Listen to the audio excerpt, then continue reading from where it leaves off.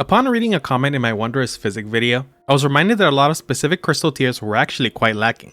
They often sound fine on paper, but once you actually use them, in practice they were disappointing. So as a thought experiment, let's see if we can fix some of these tiers. Let's start with the one that I was reminded of, the Crimson Spell Crystal tier. The one that gives you 10% extra max health for 3 minutes. On paper, this one sounds just fine. The percentage is reasonable, you could stack it with talismans or the Morgott Great Rune, so you equip it. And then you try it. Yep, it doesn't heal that additional added HP, and you realize you just wasted a mix slot. The only way this isn't wasted is if you also have the Crimson Burst crystal tier for passive healing over time, but if you're using your mix during a boss fight, it's a matter of you lasting long enough not getting hit, and playing the long game on a 3-minute timer is pointless.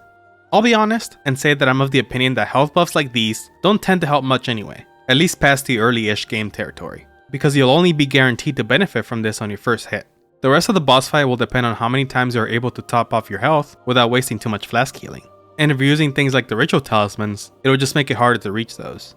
Nonetheless, the very obvious fix is to just fucking heal that additional cap of health. It's ridiculous that it doesn't already do that, and that it hasn't been fixed as of this video. Even Morgott's Great Rune heals that additional HP, for America's sake. This is another glaring one, the Cerulean Crystal tier. This is the one that restores half of your FP, and has 2 identical ones for a full restore if you wish for that. Look at this. This character has 26 mind, and this is how much one singular plus 12 Cerulean Flask restores.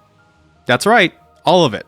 This continues to be the case up until 38 mind, and given that the biggest diminishing returns for FP happens after 40 mind, there's not much reason to go much further than 40. Even then, you can simply choose to equip the Cerulean Sea Talisman to squeeze out a little bit more out of your Cerulean Flasks. All this to say that having one crystal tier that only restores half of your FP is incredibly wasted. Most starter classes will have their FP bar completely restored with a completely unupgraded Cerulean Flask, so it's not even really that useful in the early game either. A simple fix will be that a singular crystal tier should fully restore your FP.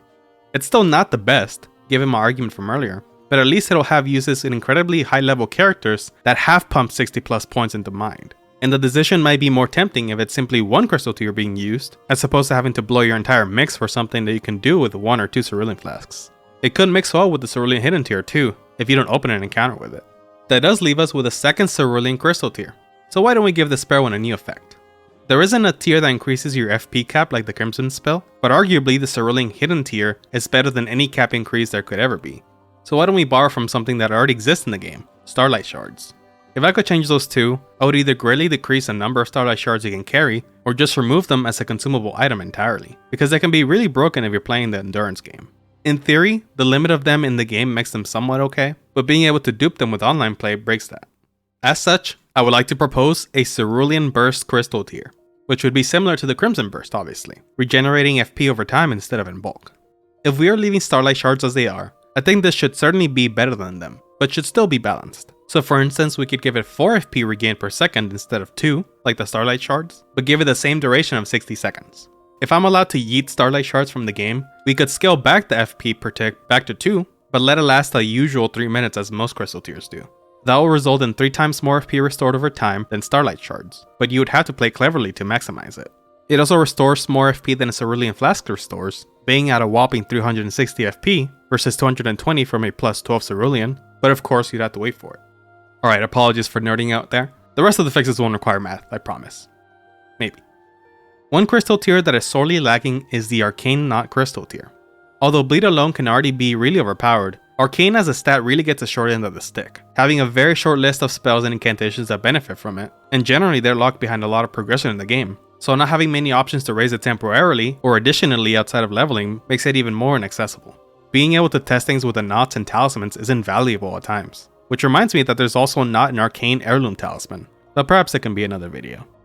I mentioned this crystal tier in the Wondrous Physick video, and I do want to briefly discuss it again, the Winged Crystal tier.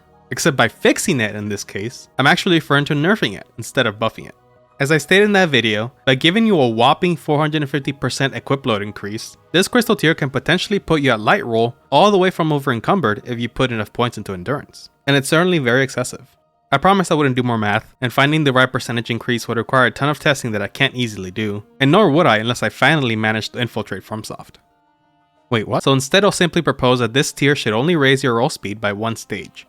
If it were 2 stages, you could still get mid roll from over encumbered, or fast roll from heavy rolling, which still seems a little unfair to me, but going up only one stage seems reasonable to me.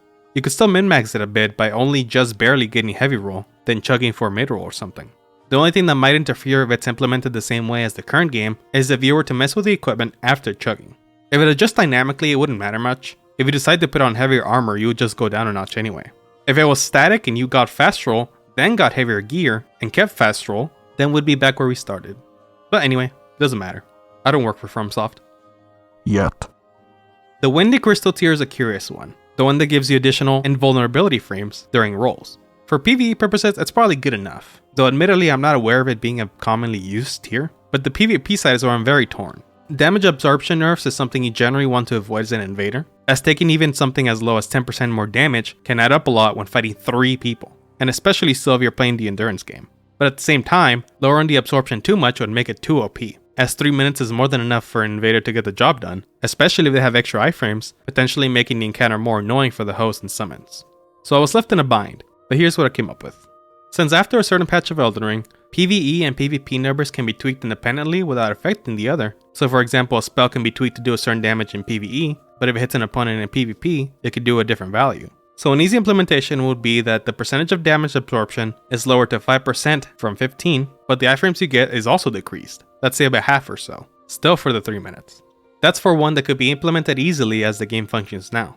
If I were to make it more PvP, or at least invader specific, I think we could maybe do something like keep the iframe increase as it is, cut the damage absorption nerf entirely, and simply let it last 10 seconds or so, like some of the tiers that last that little.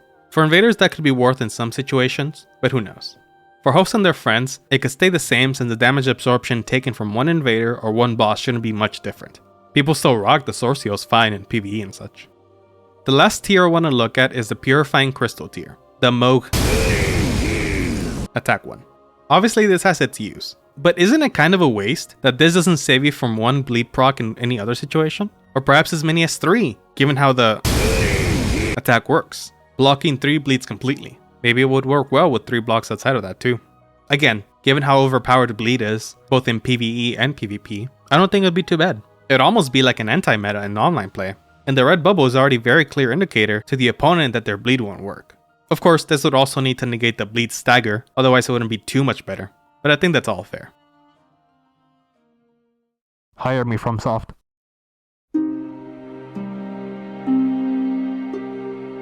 The one that gives you additional invulnerability frames. The one that gives you additional invulnerability frames.